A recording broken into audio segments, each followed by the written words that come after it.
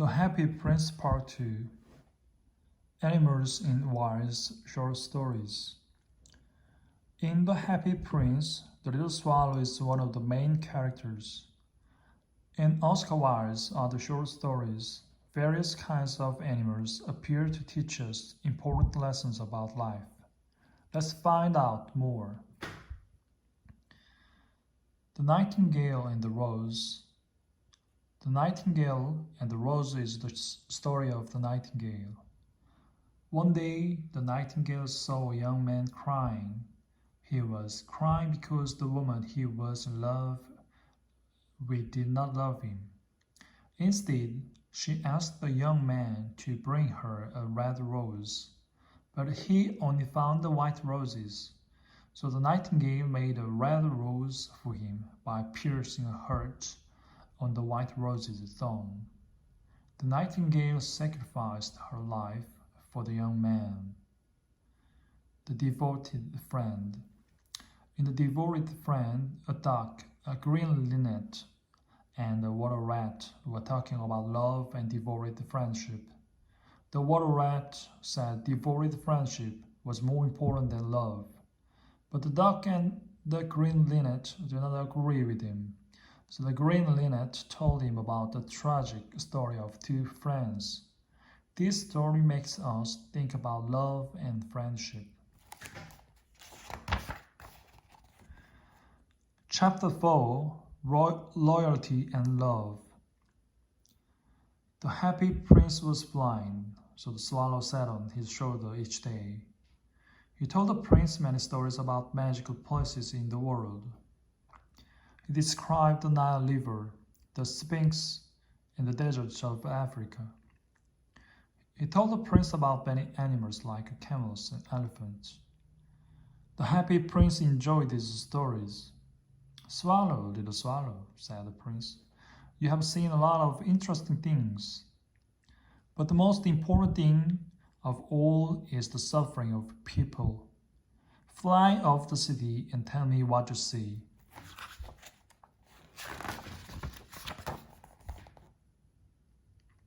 The swallow became the prince's eyes and flew over the city.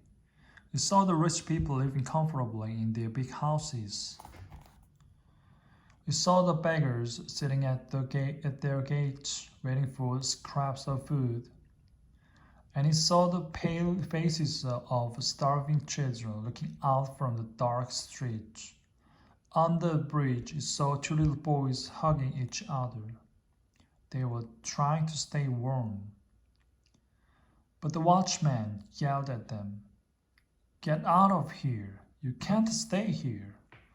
Then he chased them out into the cold rain.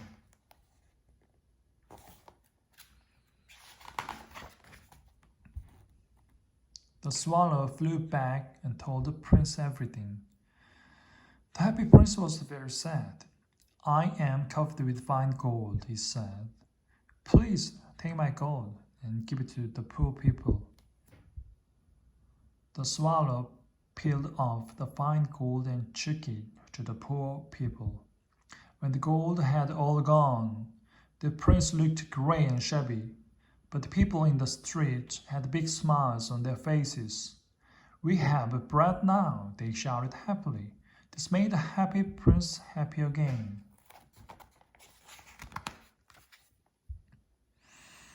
Heavy snow fell on the city. The poor little swallow grew colder and colder. But he loved the prince and knew he'd never leave him. He ate the crumbs of bread outside the bakery. He tried to keep himself warm by flapping his wings, but he knew that he would die soon. He flew up to the prince's shoulder for the last time. "Goodbye, dear prince," he whispered. "May I kiss you before I go?" "It is time for you to leave this place," said the prince.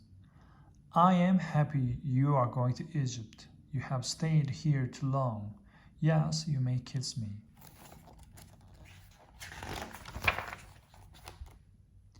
"I'm not going to Egypt," said the swallow. "I'm going to the house of death. Death is the brother of sleep, isn't it? He kissed the happy prince's lips. Then he fell down dead at his feet. At that moment, a strange cracking sound came from inside the statue.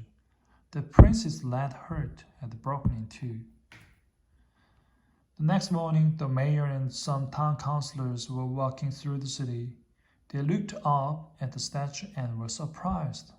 "Look at the happy prince," cried the mayor. "He looks very dull and shabby." "Yeah, he looks very shabby," said the town councillors.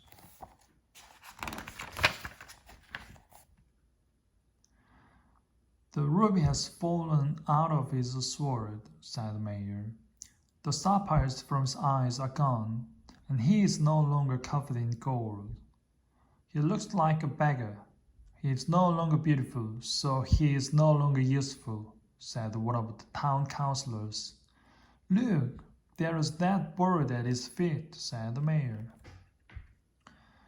"No birds are allowed to die here.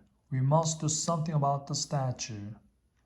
The following day, the statue of the happy prince was pulled down. The mayor held a meeting with the town councillors. They had to decide what to do with the statue. "We must have another statue," said the mayor. "I think the statue should look like me." The statue was taken to a foundry. "This is strange," said one of the foundry workers. "The statue's lead heart is cracked, but it will not melt. Let's throw it away."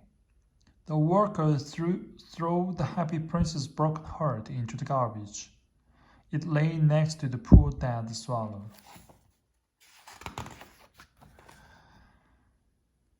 Far above in heaven, God commanded one of his angels. "Bring me the two most precious things in the city," he said. The angel flew down to the city.